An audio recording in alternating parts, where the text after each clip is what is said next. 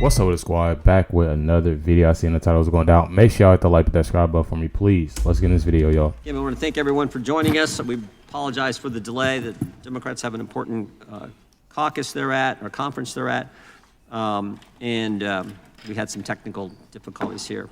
We'll now, the chair now recommend himself for an opening statement. Alvin Bragg's prosecution of President Trump is lawfare at its worst. The New York County District Attorney's Office began investigating President Trump in 2018. Southern District of New York months later concluded its investigation into the payments by Michael Cohen and determined no charges should be brought against President Trump. While this was going on, Alvin Bragg was running for the job. While on the campaign trail, Mr. Bragg boasted about the number of times he had already sued President Trump. In January 2021, Mr. Bragg stated, "I'm the candidate in the race who has the experience with Donald Trump," close quote. He said that it'd be hard to argue with the fact that any case against President Trump would be the most important, most high-profile case. Mr. Bragg won and took office in January 2022. A few weeks after taking office, he told one of his prosecutors, Mark Pomerantz, quote, he could not see a world in which he would indict President Trump and call Michael Cohen as a prosecution witness. That's right, after campaigning on going after the former president, Bragg gets into office and realizes the case against President Trump is ridiculous. That is why the Southern District of New York didn't bring it. It's why his predecessor, Cy Vance, didn't bring it. Why did Bragg change his mind? Mark Pomerantz, Special Assistant District Attorney, resigned in protest, and he and his fellow Assistant District Attorney, Kerry Dunn, leaked their resignation letter to the New York Times. After that, the left began the pressure campaign on Alvin Bragg, and suddenly the zombie case was resurrected. One of the first things Alvin Bragg did was hire Matthew Colangelo, a top official in the Biden Justice Department who had a history of taking on President Trump and his family's businesses.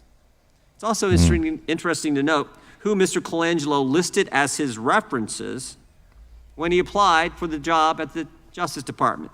See, and one thing about it, like I done said it before, like a lot of talking, a lot of this, a lot of that, something got to happen, because everything, you know, as I keep on following, you know, what's going on with Alvin Bragg, Judge Merchant, you know, big shout outs to Doug because he's been following him as well, Retro Steph, and seeing, you know, stuff coming out, you know, and it's right there in front of you, but you know, from me seeing, I cover so much, y'all.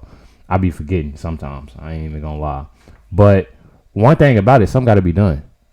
You know, something definitely got to be done because it is, you know, corrupt. It's messed up on how they doing things.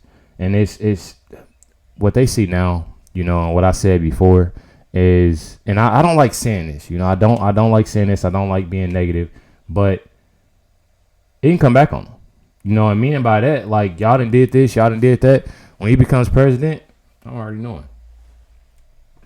So, hey.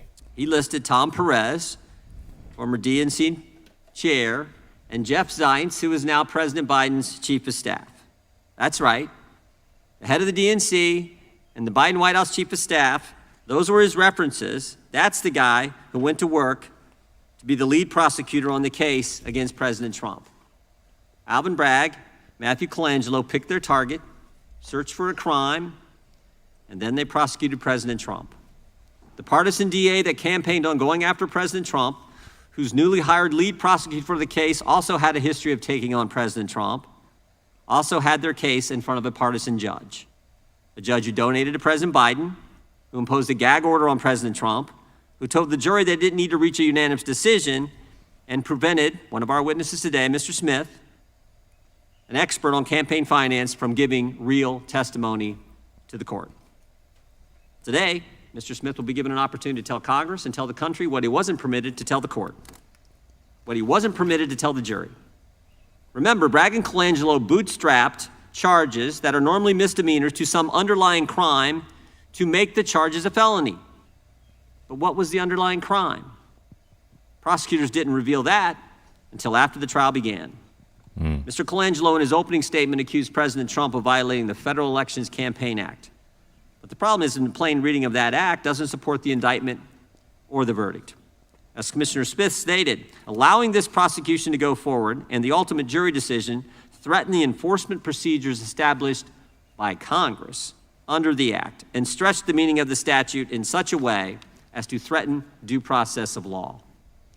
Although Judge Merchan wouldn't permit the leading expert on campaign finance to provide this testimony, he did let someone else speak in the court on this issue and others, Michael Cohen. Michael Cohen, a convicted perjurer, someone even his former lawyer said you couldn't trust. Michael Cohen, who lied to Congress, lied to the FBI, and lied to the court.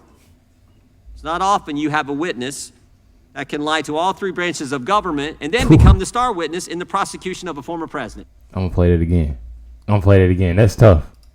That's tough right there. Former lawyer said you couldn't trust. Michael Cohen, who lied to Congress, lied to the FBI, and lied to the court. It's not often you have a witness that can lie to all three branches of government and then become the star witness in the prosecution of a former president.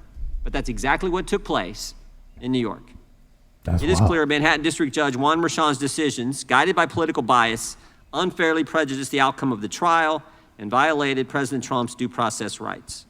Bragg's prosecution of President Trump, with the help of Judge Merchan, opened the door for politically motivated prosecutions, and it will not be easy to undo the damage that's already been done.